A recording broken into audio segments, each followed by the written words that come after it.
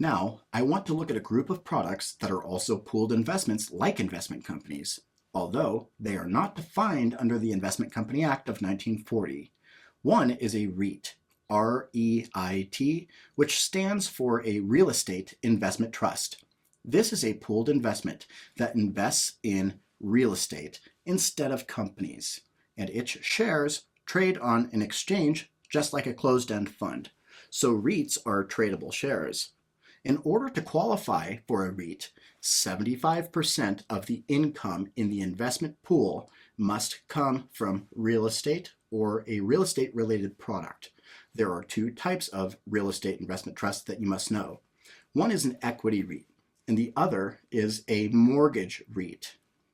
An equity REIT invests in apartment buildings, office buildings, and hotels, but not single-family homes. And this is because typically single-family homes don't generate any income. A REIT makes the majority of its income from the rents or fees from the buildings that it owns.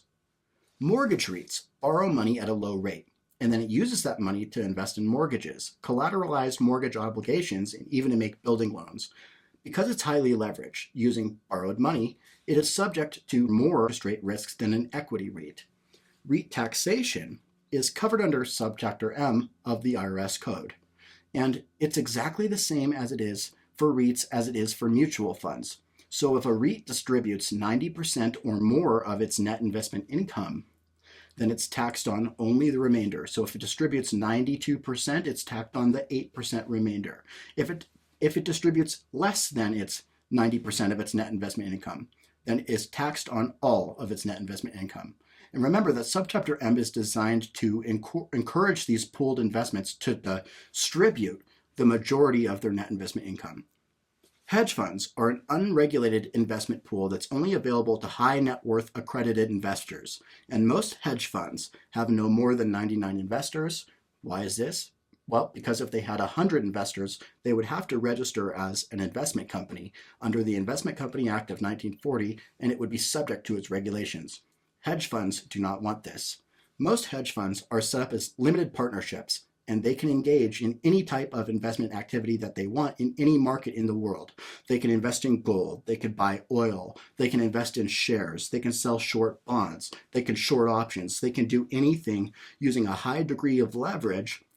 Most hedge funds are set up as limited partnerships, and this comes with certain risks. If there are losses in the fund, then the general partner can request that the limited partner put up more money.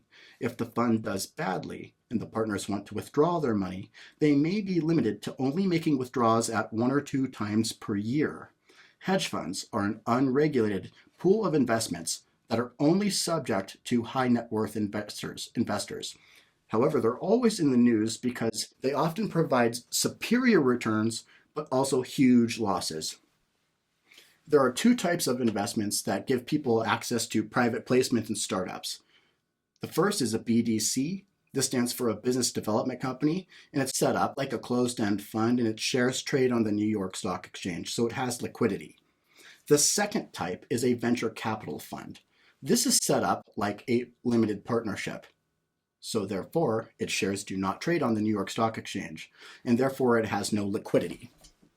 The key thing to remember about both BDCs and venture capital funds are they enable people to invest in startups and private placements very, very easily.